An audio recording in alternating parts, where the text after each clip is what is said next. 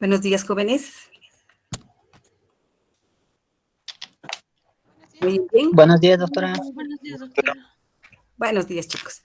Bien, vamos, por respeto a ustedes que han sido muy puntuales, vamos a empezar con la clase, ¿ok? A partir de ahora conmigo, yo soy la doctora Cosío, perdón. Yo trabajo en terapia intensiva del Hospital del Niño, Manuel Asensio Villarroel, que todos ustedes lo deben conocer como materno infantil, ¿sí? Conmigo lo que van a ver van a ser temas de neonatología. Entonces, hoy vamos a empezar con un tema muy importante que es aprender a reconocer cuando un recién nacido es normal o cuando tiene algún problema, ya sea en el examen físico o en otro tipo de cosas, ¿sí? Aparte de eso, vamos a aprender a reconocer lo que es o a identificar y más que todo, a saber cuándo un recién nacido es de término, posttérmino o pretérmino, ¿ok? Muy bien, vamos a empezar entonces. ¿Quién de ustedes sabe a qué grupo etario se le dice recién nacido? O sea, ¿y qué edades comprende el recién nacido? ¿Quién me puede decir? Sin miedo. ¿Cuándo decimos que un niño es un recién nacido? Doctora, buenos días. Buen día. ¿Podría ser desde el recién nacido, desde el momento que nace hasta los 28 primeros días? Exacto, ¿no? El recién nacido es a todo niño desde que nace hasta los 28 días de vida, ¿sí? Y a partir de ahí recién está lo que es el mundo pediátrico, ¿no? Desde que nace, desde el mes hasta los 10, 11, 12 años sería pediatría y a partir de los 10 en realidad, u 11 que es la prepubertad y empieza con otra especialidad que es la eviatría, que es de la pubertad, ¿sí? Muy bien, entonces, ¿qué vamos a ver? Lo que les decía, lo que tenemos que aprender ahora es a valorar al recién nacido. Y de todas las historias clínicas, tanto de adultos, de mujeres embarazadas y como de niños, este es el que merece una mención mucho más especial. ¿Por qué? Porque es al que más énfasis tienen que dar al examen físico. Porque el examen físico es lo primordial de un recién nacido. ¿Y por qué? Porque al hacer este examen físico sistemático, nos va a revelar una serie de anomalías que cualquier otro examen no nos los va a revelar, ¿sí? Entonces, esta exploración sistemática del niño, o sea, quiere decir, lo revisamos en forma ordenadita de principio, apenas lo reciben cuando asisten ustedes a un parto, lo primero que tienen que ver son 3 aspectos. Primero, la exploración general.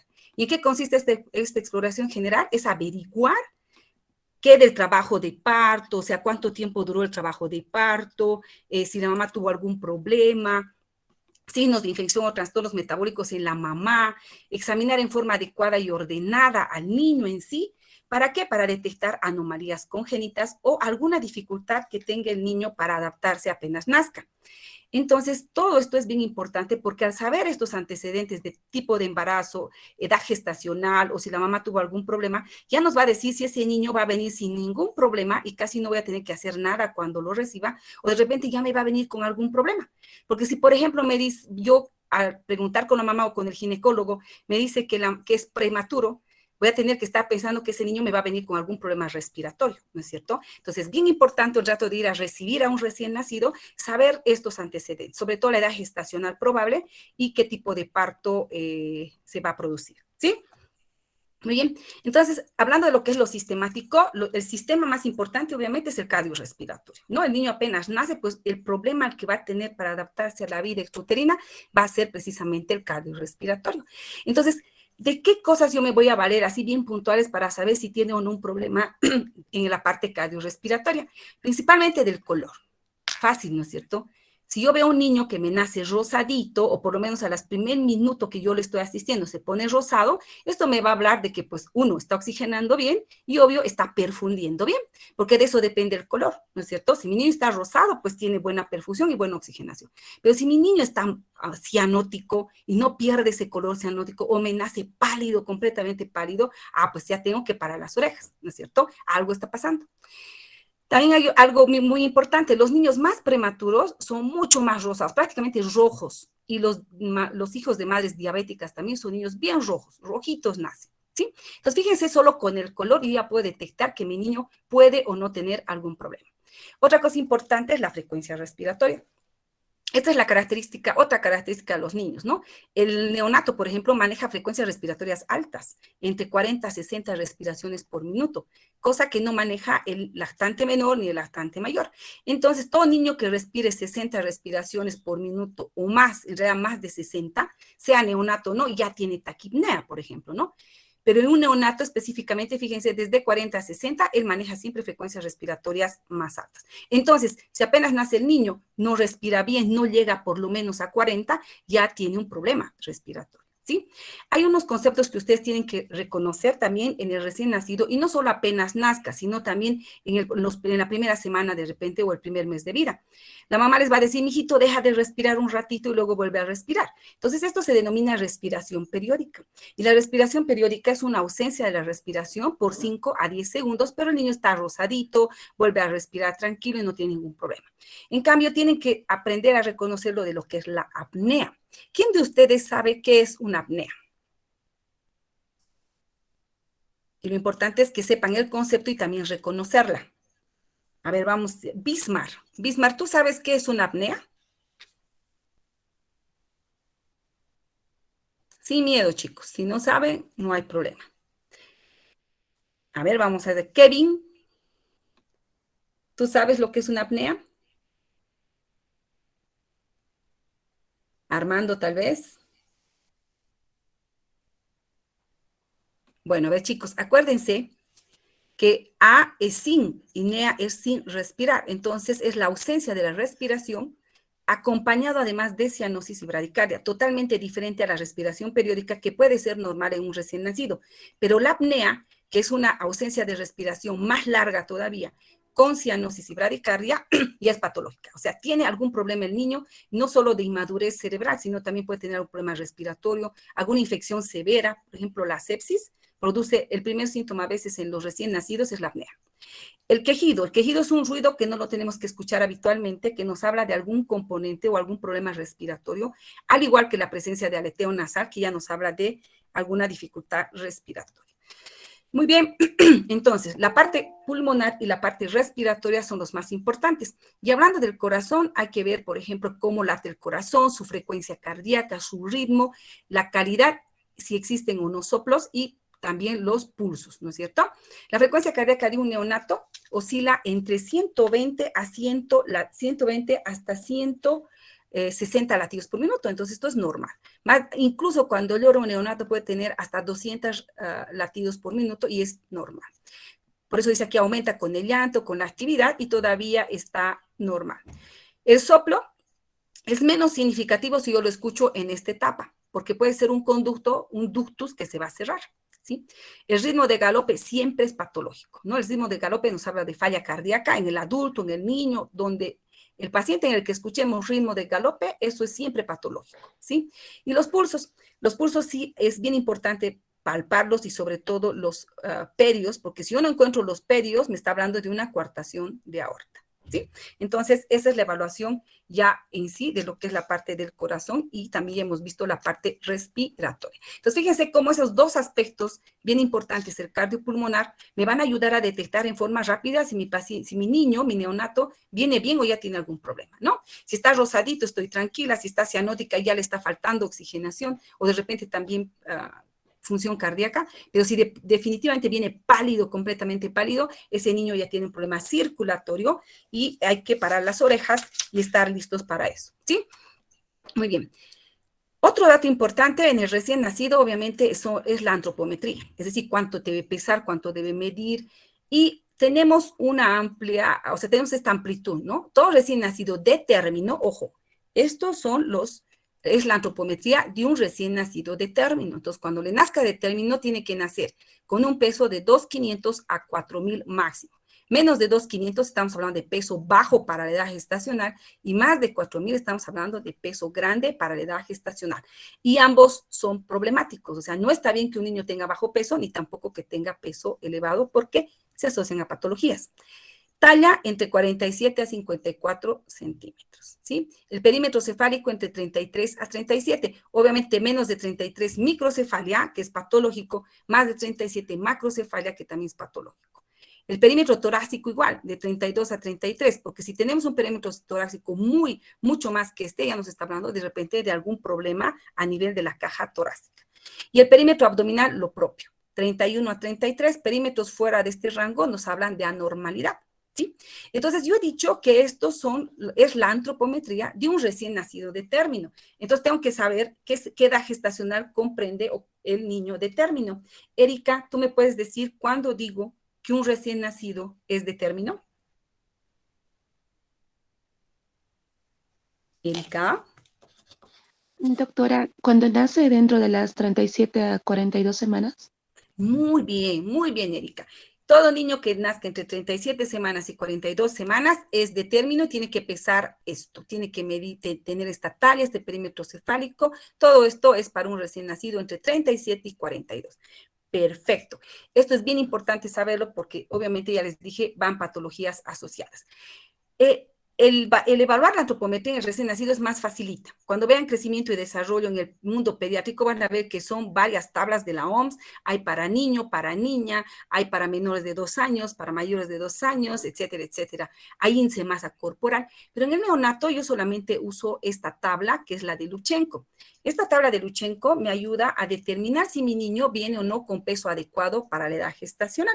¿Sí? Entonces, por este lado tengo el peso del niño y por este otro lado tengo la edad gestacional, ¿no? Entonces, 34, 35, 36, etcétera, ¿no? De aquí a aquí está de 37 a 42 semanas, que sería el de término. Entonces, lo único que hago es cruzar esto, ¿no? Determino primero la edad gestacional y luego cuánto pesa y veo dónde está mi niño.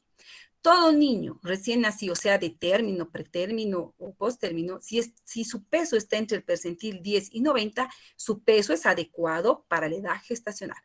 Encima del percentil 90 es grande para la edad gestacional y debajo del percentil 10 es pequeño para la edad gestacional, patológicos ya ambos extremos. ¿Sí? Entonces, fíjense, hay para el peso igual para la talla.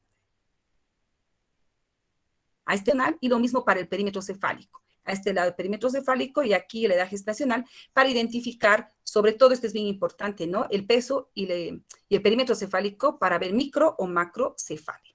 Muy bien, ahora vamos a ir viendo sistema por sistema y órgano por órgano, lo normal, qué podemos encontrar de normal o qué vamos a encontrar que a veces parecería que es patológico, pero es normal en un niño. Empezamos con el órgano más grande, que es la piel, ¿no? A nivel de piel, ¿cómo tiene que ser la piel del niño? Tiene que ser una piel suave, ahí está, rosada, con acrocianosis discreta. ¿Qué es la acrocianosis? Es un niño que está rosadito a todo nivel, pero solo los lechos unguiales están ligeramente cianóticos. Entonces, eso es una acrocianosis que es normal también, chicos, ¿no? No es lo mismo que lo vea totalmente morado a que solamente vea cianosis en los lechos unguiales.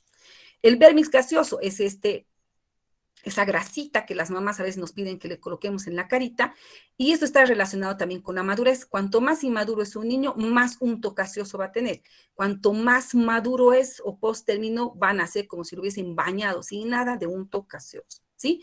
Esta sustancia también protege la piel del niño.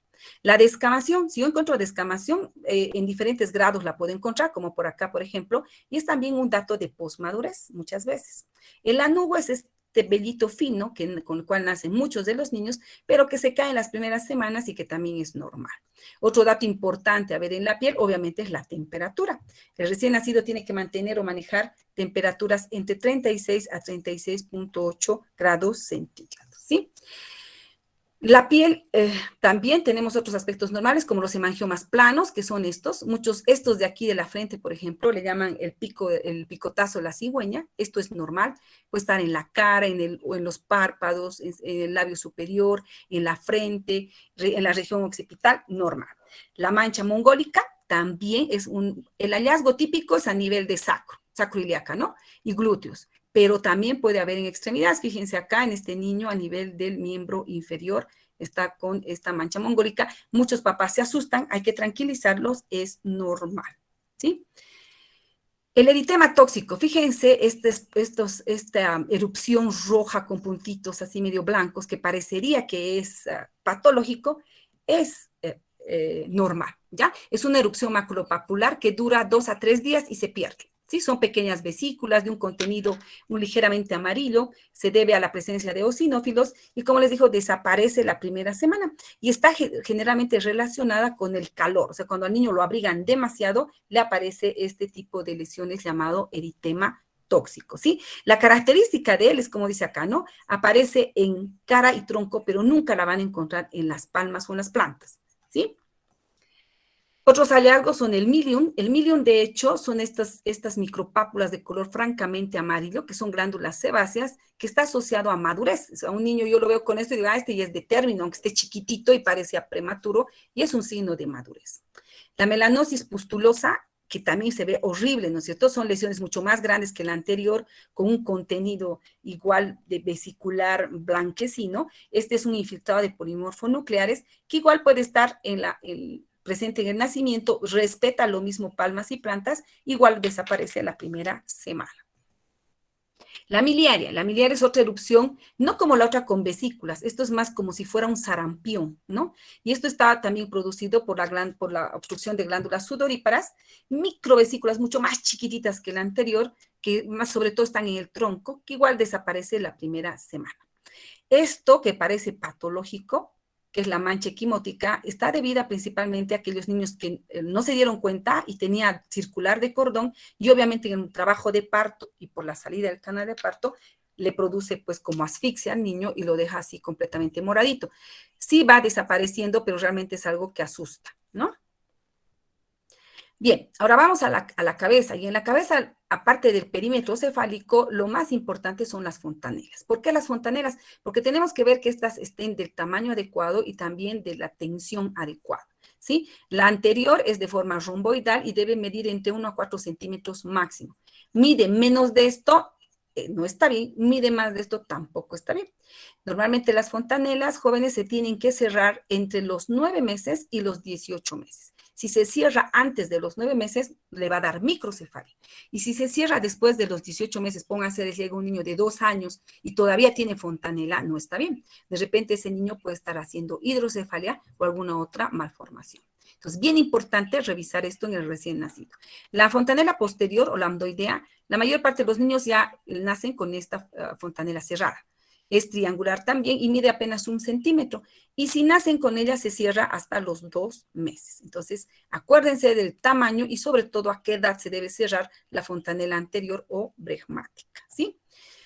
Otros hallazgos en la cabeza es que siempre, obviamente, la cabecita del niño es mucho más grande en relación a su cuerpo y esto le lleva a muchos problemas también.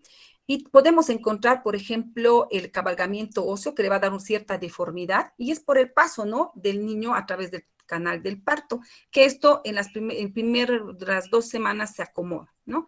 Y el caput sucedáneo, hay que diferenciarlo del caput, del cefalohematoma, que sí es patológico. En cambio, el caput sucedáneo es producto de un trabajo de parto prolongado, es tejido celular subcutáneo edematizado y obviamente desaparece también en las 2 a 3 días. La diferencia con el cefalohematoma es que se puede pasar de un parietal a otro, ¿no es cierto? O sea, no respeta suturas. En cambio, el cefalohematoma es bien localizado, solamente en un área. Y eso nos ayuda a diferenciar un cefalohematoma que es bien ubicado a un caput sucedáneo que no respeta suturas, ¿sí? Que igual se desaparece máximo en la primera semana. Seguimos en cabeza y otro hallazgo o ver cómo están implantados y la forma de los pabellones auriculares también es importante. Estos deben ser simétricos y el tercio superior del pabellón debe estar por encima de la línea imaginaria trazada desde el ángulo externo del ojo hacia el pabellón. ¿Sí? El hecho de encontrar debajo de esta línea al pabellón nos habla de alguna patología cromosómica. Está asociada generalmente a trisomías. Otra cosa que hay que ver no solamente es la forma y si está bien implantado, también si está permeable, ¿no? Tiene que estar permeable el conducto auditivo externo. En la cara, obviamente lo importante ver es ojos y nariz. Los ojitos generalmente ellos nacen con los ojos cerrados y con edema palpebral, ¿sí? Pueden tener hemorragias subconjuntivales, que es lo mismo, producto del trabajo de parto, muchas veces prolongado. Tienen que revisar las pupilas. Es un poco difícil, pero hay que hacerlo. Las pupilas tienen que estar isocóricas, fotorreactivas, y el reflejo rojo del ojo es bien importante, porque si no encontramos este reflejo rojo, nos habla de que el niño ya está con cataratas. El iris tiene que ser normalmente grisáceo, tiene que estar completito. A veces hay iris como que les faltar una parte, y eso nos habla de que puede estar asociado a alguna otra patología. La córnea y el cristalino obviamente tienen que estar sin opacidades, ¿no? Y en la nariz, pues esta es un poquito preeminente, es bien flexible, puede haber aleteo nasal, pero es bien poquito, o sea, bien cortito, apenas nace la primera hora de repente, pero luego se desaparece. Su respiración normalmente tiene que ser tranquila, no tiene que ser ruidosa, y hay que verificar que las fosas nasales estén permeables. A nivel de cara, la boca también es bien importante. Obviamente esta tiene que estar íntegra, tiene que ser simétrica, rosados, húmedos. Puede existir dientes, estos generalmente pueden estar asociados. Pueden, ¿no? Pero las más de las veces, gracias a Dios, no. Nacen con dientecito y hay que vigilar a ese niño porque podría estar asociado a algún síndrome o alguna malformación. Las más de las veces no, pero hay que estar pendientes y decirle a la mamá que esté pendiente sin asustarla. Los cojines o callos de succión son estos que se producen ya días después del nacimiento por producto de la lactancia o materna o usar biberón, ¿sí? Y las perlas de Epstein, que son unas perlitas, así como tal, blanquecinas, que se ven en el paladar o a veces en las encías, que también es normal, ¿sí? Luego tenemos a nivel de cuello. El cuello del niño pues tiene que ser cortito generalmente, se mueve en todas direcciones, tiene que moverse obviamente en todas direcciones y tiene que ser simétrico. No tienen que haber masas ni lesiones. En el tórax, este tiene que ser, obviamente, siempre hay que revisar todo el tórax al niño para buscando signos de dificultad respiratoria. Normalmente el tórax del niño es como barrilito, su diámetro antero-posterior es similar al transverso, las costillas son horizontalizadas, su apéndice sifoide suele ser prominente y uno se asusta, pero es normal y eso se va, a medida que crece el niño, eso se va acomodando. Y lo que hay que vigilar principalmente en el tórax es la presencia de primero, la pigmentación del pezón, la presencia del nódulo mamario, que a partir de las 36 semanas recién se palpa. Entonces, si ustedes no palpan el nódulo mamario en un recién nacido, nos está hablando que es prematuro, ¿sí? Y la areola mamaria, como les decía, a partir de las 34 semanas, perdón, ya es visible. Cuanto más pigmentada está la areola mamaria, ese niño más maduro es, o sea, es de término. Si está muy rosadito, es típico más bien de un niño pretérmino, y hay que describirlo en el examen físico para poder calcular la edad gestacional, como vamos a ver más adelante. Otros hallazgos que también son normales, aunque parecerían patológicos, es la congestión mamaria. El niño nace como si tuviera senos y las mamás traviesitas a veces le aprietan y sale leche. Es la llamada leche de brujas, que es efecto hormonal de la mamá, que también es normal. ¿Sí? Parece patológico, pero es normal. En el abdomen, siempre es globosito, como que más panzoncitos nacen los niños. Algunos pueden nacer con la diástasis de rectos, que es una apertura entre ambos rectos. Cuando llora se nota más, que también es típico de ciertas razas y de los prematuros, que esto también se va cerrando, fortificando en función a la edad del niño, ¿sí? El hígado normalmente sí se palpa a 2 a 3 traveses de dedo de la parrilla costal derecha. Por eso es que fácilmente se puede lesionar en un accidente. Y también solemos palpar el vaso. O sea, podemos palpar hígado y vaso y es normal en el recién nacido y sobre todo el vaso hasta un 10% de niños que sí lo tienen. Sí palpamos. El cordón umbilical, bien importante revisarlo, ¿no? Sobre todo ver cuántos vasos tiene. Todo cordón umbilical tiene que tener 3 vasos, de los cuales uno es una vena y 2 son arterias. Se ha visto que está asociado a malformaciones congénitas el hecho que solamente existan 2 vasos sanguíneos, entonces hay que verificar esto, ¿sí? Yendo a lo que son los genitales, también hay que revisarlos, tanto masculinos como femeninos. Hay que ver el color, el tamaño, principalmente de lo que es el escroto, el descenso testicular. Desde que nace, el niño ya tiene que tener los testículos descendidos. ¿Listo? Y obviamente, si estos son muy grandes, hay que ver si no es un hidrocele o si puede ser una hernia inguinal, porque pueden nacer algunos niños con hernia inguinal. ¿Cómo vamos a diferenciar si es un hidrocele que puede ser normal de una hernia inguinal? Lo que se hace es utilizar una linterna y ver si trasluce. Cuando trasluce a través del escroto es un hidrocele. Si no trasluce y es una hernia inguinal. ¿Okay? El tamaño del pene también es importante y obviamente la fimosis siempre está porque es fisiológica, pero el tamaño, el micropene puede estar asociado a alguna malformación, no malformación, sino a algún desorden hormonal, como los genitales ambiguos. También hay que ver que el meato urinario esté en la punta del glande. A veces este meato está abajo, como las hipospadias, o está encima, como las epispadias, ¿no? Que es patológico. En las niñas, ¿qué tenemos que ver?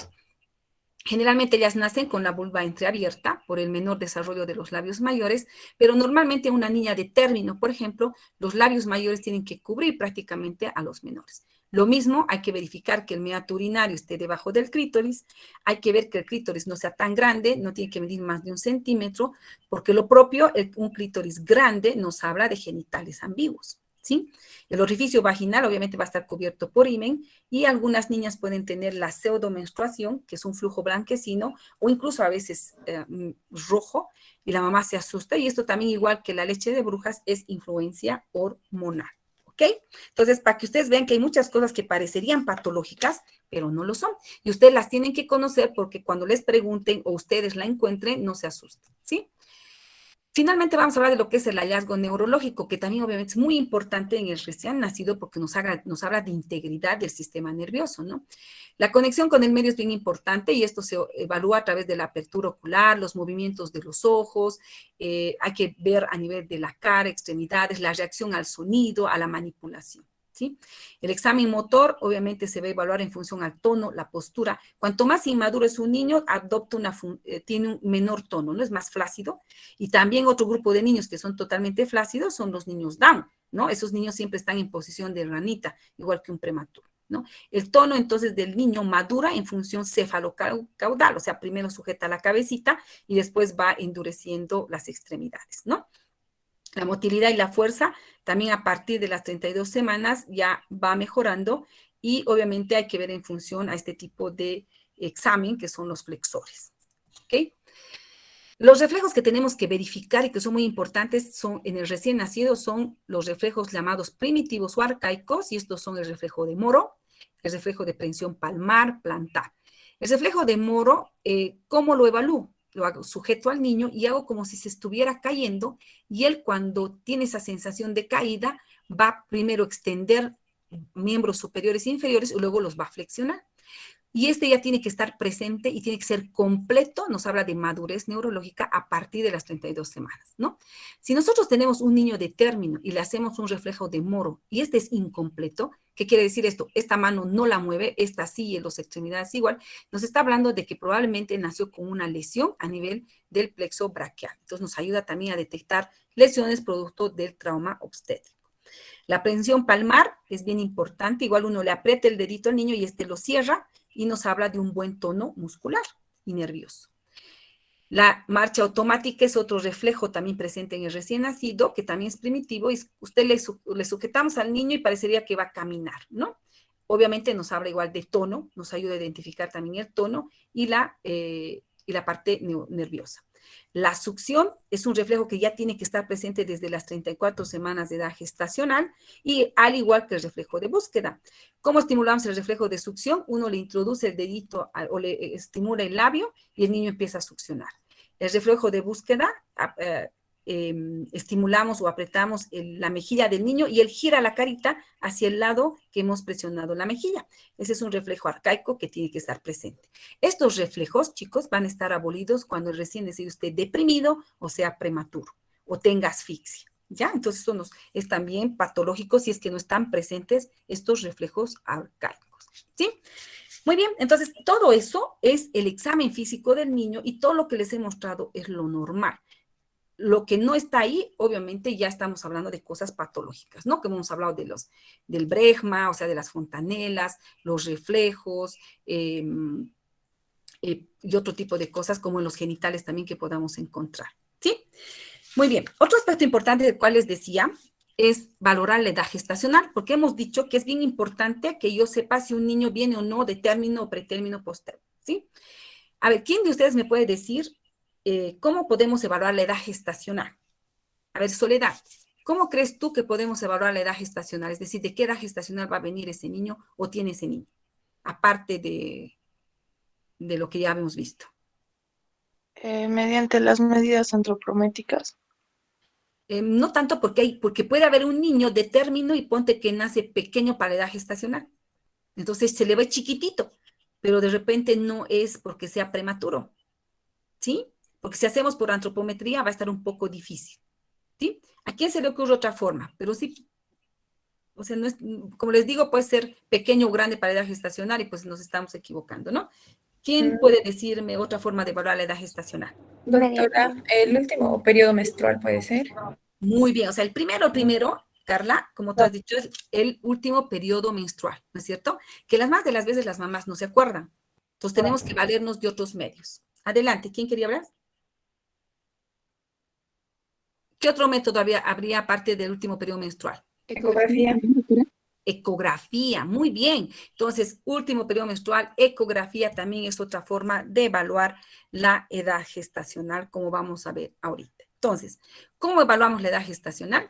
Primero, ¿para qué nos sirve la edad gestacional? Obviamente es el principal, es lo que hay que conocer y hacerlo muy bien, porque nos va a determinar la madurez del niño, ¿sí? ¿Cuál es el objetivo de evaluar la edad gestacional? Ayudar a identificar patología o riesgo potencial del recién nacido, ¿no? Como les decía, si es prematuro, probablemente me van a hacer con problemas respiratorios, yo tengo que estar lista para ayudarlo, ¿sí? Evitar que sufra asfixia.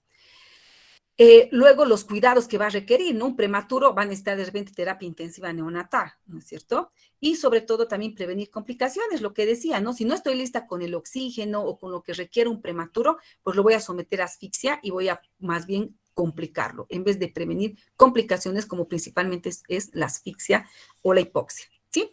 Muy bien, entonces esos son los objetivos de saber o calcular muy bien la edad gestacional.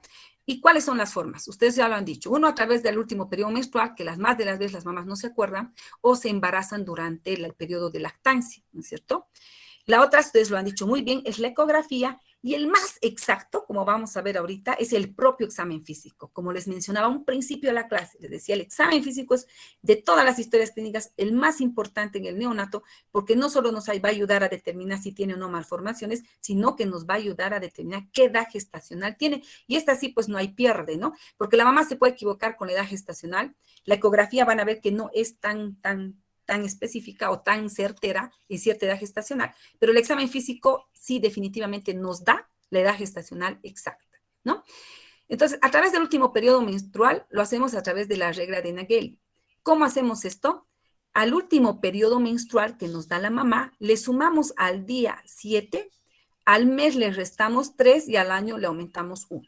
Por ejemplo, la mamá te dice, el último periodo menstrual ha sido el 12 de abril del 2018. Entonces, la fecha probable de parto que me habla de 40 semanas de edad gestacional va a ser 12 más 7 que le añado al día, son 19. El mes 4 le resto 3, sería enero, y el año le aumento 1. Entonces, ese niño va a nacer, la fecha probable de parto es el 19 de enero del 2019, en el cual va a cumplir 40 semanas. Y a partir de esto yo voy calculando cuántas semanas tiene o cuántas semanas de edad gestacional tiene apenas me visita, ¿no? Calculando a través de el último periodo menstrual. Luego tenemos la ecografía que ustedes lo han dicho, pero la ecografía es muy buena y nos ayuda mucho los primeros meses porque es casi certera en identificar y darnos la edad gestacional. Pero ya no es tan certera o tan sensible cuando hablamos de los últimos periodos de edad gestacional. ¿Por qué? Porque, por ejemplo, ¿cómo es que calcula la ecografía la edad gestacional? Lo hace a través del diámetro biparietal, a través del diámetro cefalocaudal, a través del diámetro del fémur, etcétera. Entonces, imagínense si es un pequeño para la edad gestacional. Él le va a medir el perímetro cefálico, va a ser chiquitito, le va a medir el fémur, va a ser cortito, y según sus tablas va a decir que es prematuro todavía por el tamaño. Pero resulta que es un desnutrido inútero. Esto pasa, por ejemplo, con las mujeres hipertensas, las que hacen preeclampsia, sus niños no crecen adecuadamente. Entonces nos dan edades gestacionales mucho menores de lo que realmente son. Y cuando nacen, pues le hacemos el examen físico y resultó que no, tenía más edad gestacional. La ecografía también, aparte de hablarnos de la edad gestacional, nos habla de la maduración de la placenta, y en función a eso también podemos saber si el niño corre riesgo de asfixia o no, porque a veces nos dice placenta vieja, maduración 3 grados, pucha, ese niño ya hay que sacarlo, porque esa placenta ya no lo está nutriendo bien, ya no lo está oxigenando bien y es peligroso, ¿no? Pero hablando específicamente de edad gestacional, muy buena el primer semestre de embarazo, pero los últimos más pegados al nacimiento ya no tanto, ¿sí? Y como les decía, pues finalmente el que sí nos va a decir definitivamente qué edad gestacional tiene el niño es el examen físico. Y antes de entrar a lo que es a las escalas que tenemos para evaluar el examen físico, ya ustedes lo mencionaron, ya sabemos, no se tienen que olvidar de esto, chicos. Digo que un recién nacido es de término cuando nace entre 37 a 42 semanas, es pretérmino cuando nace menos de 36 semanas y es postérmino cuando nace a partir de las 42 semanas. Y aparte de calcular la edad gestacional, yo también tengo que ver si el peso es adecuado o no para la edad gestacional, como les dije a través de la tabla de Lutsenko. Todo niño entre el percentil 10 y 90 tiene peso adecuado para la edad gestacional. Si está por debajo del percentil 10, pequeño para la edad gestacional, y más del percentil 90, grande para la edad gestacional. Y aquí está, por ejemplo, tenemos, aquí nos dan el ejemplo de tener un niño de 35 semanas de edad gestacional y pesa unos 600, entonces cruzo, ¿no? 35 semanas, pesa 1,800 más exactamente, cruzamos y fíjense, está dentro del percentil 10 y 90, aunque es prematuro, su peso es adecuado para la edad gestacional. Otro niño de 39 semanas pesa lo mismo, 1,800, cruzamos y fíjense, este niño es 39 semanas, queda por debajo del percentil 10, es pequeño para la edad gestacional, ¿sí? Y si está por encima, otra vez repito, del percentil 90 sería grande para la edad gestacional. Este es Lutsenko para evaluar el peso o no adecuado para la edad gestacional. Muy bien, finalmente vamos a entrar a lo que son los test que tenemos para evaluar a través del examen físico la edad gestacional del niño. Y tenemos el test de Bayard. El test de Bayard es el más completo, pero también el más complicado. Este test utiliza aspectos físicos y neurológicos para evaluar la edad gestacional, ¿no? Tome en cuenta, por ejemplo, la piel, el lanugo, la presencia del lanugo, la superficie plantar, el tejido mamario, las orejas, los genitales, y en lo neurológico, la postura y cierto tipo de posiciones que adopta el niño. Fíjense, este es el test de Bayard. Complicadito, ¿no? Piel, lanugo, superficie, le va dando un puntaje a cada característica, según bien ven este cuadro, tanto en el examen físico como en el examen neurológico, y al final, teniendo ya la puntuación, determinamos la edad gestacional. Es decir, si pónganse, yo sumo tanto con el examen físico como el neurológico 30 puntos, este tiene 36 semanas de edad gestacional. Si sumo 40 puntos, 40 semanas de edad gestacional y así sucesivamente. Es un poco difícil que lo hagamos apenas nace el niño. Esto generalmente lo hacen cuando el niño se interna en la unidad de neonatología por ya sea por inmadurez, por complicaciones en el parto y demás, y ahí sí le hacen la evaluación adecuada y sobre todo si es prematuro, para saber exactamente cuán prematuro es. Este es el más, también es completo, es el más fácil de acordarse y es el que la mayoría de los pediatras y neonatólogos usamos en el momento del parto, ¿no? Porque es rápido de hacer. Capurro evalúa la forma del pabellón de la oreja, el tamaño de la glándula mamaria, la formación del pezón, lo que les decía, ¿no? Cuanto más oscurita, más formadita es, más maduro es el niño. Cuanto ya le palpes la glándula mamaria, es más maduro. Cuando el pabellón auricular esté más formado, tenga más tono, es más maduro. La textura de la piel, lo mismo. Y los pliegues plantares, o sea, ver, por ejemplo, el prematuro, pues no tiene nada de pliegues plantares. Si solo lo encontramos marcas no muy bien definidas en la mitad anterior, el niño a partir de las 38 semanas ya tiene los 2/3 anteriores bien definidos los pliegues plantares. Pero si ya tienes un niño con pliegues plantares hasta el talón, no hay dónde perderse. 40 semanas de edad gestacional. Entonces, a veces solo viendo los pliegues plantares que estén hasta el talón, ya decimos, ay, este ya es de término. Y el posttérmino tiene los pliegues plantares más profundos, más pronunciados, e incluso con descamación. Entonces, lo mismo, ¿no? Capurro evalúa estos 5 parámetros, le pone puntajes y una vez que le ponemos el puntaje, sacamos la cantidad que nos dio y determinamos la edad gestacional. Este es el Capurro modificado en el cual además evalúa el estado neurológico, pero es más complicado. El anterior es mucho más fácil de realizarse, ¿sí? Entonces, lo que les decía, ¿qué hago con Capurro? Calculo, sumo los puntajes que me ha dado y a ese puntaje que me ha dado le sumo una constante de 204 y me da la edad gestacional del niño, ¿no? Si esta edad gestacional está en 259, tiene menos de 37 semanas, entre 259 a 297, entre 37 y 41, y esto es solamente hablando de días, ¿no? Más de 297 días, estamos hablando de más de 42 semanas de edad gestacional. Entonces, sumo los días, estos serían, le sumo la constante 204, lo divido para no estar, porque no nos vamos a poder acordar estos números con totales, ¿no es cierto? Entonces, a estos totales lo divido entre 7 y me da la edad gestacional del niño. Entonces, repitiendo, sumo el puntaje que obtuve de Capurro, le sumo la constante 204 y lo divido entre 7 y me da la edad gestacional del recién nacido. ¿Sí? Otro, el más facilito todavía y bien práctico igual, es el Usher. El Usher solo evalúa pliegues plantares, la forma de los genitales, el papillón de la oreja y el cabello, ¿no? Entonces, fíjense, 36 semanas apenas los pliegues plantares en la mitad anterior, 38 semanas, como les decía, ya pasa los 2/3 anteriores y 40 semanas ya es hasta el talón, el pliegue plantar. En cuanto a genitales, cuanto más inmaduro es el niño, en el varón, por ejemplo, el escroto es rosado, a veces ni los testículos están descendidos. Desde las 32 semanas, los testículos se tienen que estar descendidos, ¿no? Cuanto más maduro es el niño, los genitales son, el escroto por es más oscuro, el tamaño de los testículos y el pene es más grandecito. Y en las mujercitas, pues, cuanto más inmadura es la niña, protruyen mucho más los labios menores. Cuanto más maduro es, los labios mayores cubren completamente a los menores, ¿sí? La oreja, lo mismo, una oreja muy laxa, no bien formada, es un prematuro. Cuando está bien formadita todo el pabellón auricular, 40 semanas, y cuando tiene escaso cabello, como ven ahí, muy pegado, es prematuro, pero cuando el cabellito ya es más abundante y es totalmente despegable, 40 semanas. ¿Sí? Entonces, estos son los métodos que tenemos para evaluar. Ustedes no van a ser neonatólogos, obviamente, no los tienen que memorizar, pero los tienen que conocer. Y estas cositas bien prácticas, ¿no? Por ejemplo, pliegues plantares me fijo para decir es maduro o no. Y también los genitales, que es también bien facilito. Y a través de estos, uno ya determina más o menos la edad gestacional que tiene el niño. ¿Ok? Muy bien. Eso sería todo. ¿Alguna duda o pregunta, jóvenes? Doctora, yo sí tengo una pregunta rápida. Dime qué. Para el cálculo, para para la edad gestacional, el método de Capurro, ¿cuáles son las constantes que dijo que había que restar? Es que esa parte sí no perdí. Tú sumas, este es Capurro, el Capurro original que todos usamos es este, ¿no? Estos Sí. 5 parámetros, le pones puntaje, ¿no? Aquí tiene cuánto. Si encuentras que el borde superior está un poquito incurvado, parcialmente incurvado, le pones 8 en la oreja, ¿no? Por decir, si has visto que cuando tratas de tocar o palpar la glándula mamaria es menos de 5 milímetros, tiene 5, ¿no?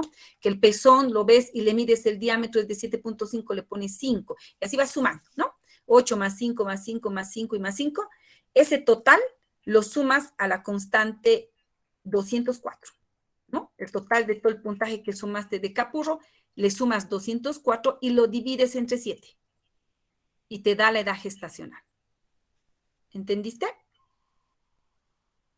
Sí, doctora, gracias. Muy bien. Como les digo, este es el más práctico y si se dan cuenta es importantísimo saber la edad gestacional porque si determinas que es prematuro, pues tienes que estar listo para tener oxígeno, de repente hasta una solución para canalizarle, vas a saber que lo vas a tener que internar y demás. ¿Listo? Muy bien. Bueno, chicos, muchas gracias por su presencia. Sé que tienen teórica o sus prácticas, tienen que correr a sus prácticas. Entonces, espero que su entusiasmo de participar en las teóricas siga siendo igual, ¿sí? Nos vamos a ver el jueves conmigo. Cualquier duda, ahí podemos aclarar. ¿Listo? Gracias, chicos.